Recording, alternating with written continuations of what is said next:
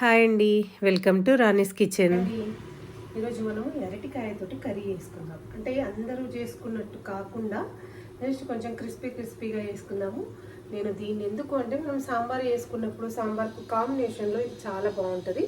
మరి ఈ రెసిపీని ఈ అరటికాయను ఎట్లా కట్ చేయాలి, దీన్ని ఎట్లా ప్రిపేర్ చేసుకోవాలి మీకు చూపిస్తా, చూద్దాం మొత్తం. ఫస్ట్ అయితే వాటర్లో కొంచెం సాల్ట్ వేసి పెట్టుకోవాలి, ఎందుకంటే అరటికాయలు నల్లబడతాయి కాబట్టి సాల్ట్ వేసి పెట్టుకొని ఫస్ట్ అయితే అరటికాయ తొక్క మొత్తం తీసుకోవాలి. మనము ఒక చిన్న చాకుతోటి అయితే మనకు మంచిగా వచ్చేస్తుంది అరటికాయ తొక్క, ఎందుకంటే బాగా హార్డ్గా ఉంటుంది కాబట్టి చిన్నది పెట్టుకుంటే నైఫ్ ఈజీగా వచ్చేస్తుంది. ఓకేనా? ఇట్లా తీసేసుకొని మధ్యలో కట్ చేసేసి మీకు కావాల్సిన సైజులో కట్ చేసుకోవచ్చు. నేనైతే ఇట్లా నార్మల్గా కట్ చేస్తున్నా, ఎందుకంటే మనం ఇప్పుడు దీన్ని కొంచెం ఫ్రై చేసుకుంటాం కాబట్టి దగ్గరకు వస్తాయి.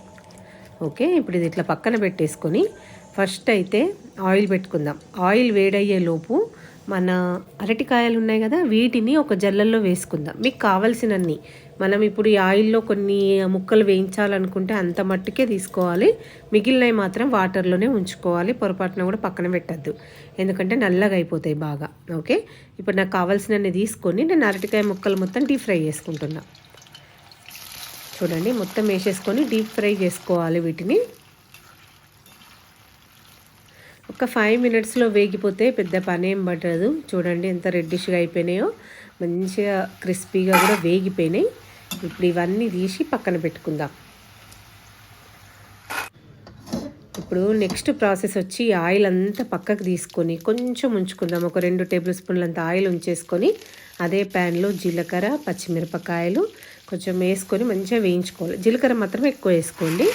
పసుపు వేసుకున్న తర్వాత మనం వేయించుకున్న అరటికాయ ముక్కలను వేసి దాంట్లో కొంచెం కరివేపాకు వేసి జస్ట్ ఫ్రై చేసుకోవడమే. ఒక్క 1 మినిట్ అంతే, మొత్తం కలుపుకుంటే సరిపోతుంది. ఆ తర్వాత సాల్ట్, కారం, మీ టేస్ట్కి తగ్గట్టు కారం, సాల్ట్ వేసుకొని ఒకసారి కలుపుకోవాలి. ప్రతి మసాలా వేసినప్పుడు ఒకసారి కలుపుకుంటూ ఉండాలి ఖచ్చితంగా. కొబ్బరి పొడి 1 టీ స్పూన్ వేస్తున్నా నేను.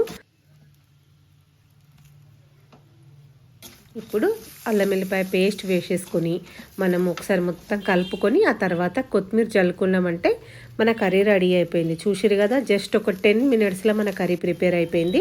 పెద్ద టైం కూడా పట్టదు. ఇది సాంబార్కు మంచి కాంబినేషన్ కర్రీ. మీరు కూడా ఒకసారి ట్రై చేయండి. చూసిరా పీస్ ఎంత క్రిస్పీగా వచ్చిందో, పిల్లలు కూడా చాలా ఇష్టంగా తింటారు. మీరు కూడా ఇంట్లో ట్రై చేసి మీకు ఎలా వచ్చిందో నాకు కామెంట్ చేయండి. అలాగే నా అరటికాయ వీడియోకి ఒక లైక్ చేయడం మాత్రం మర్చిపోవద్దు.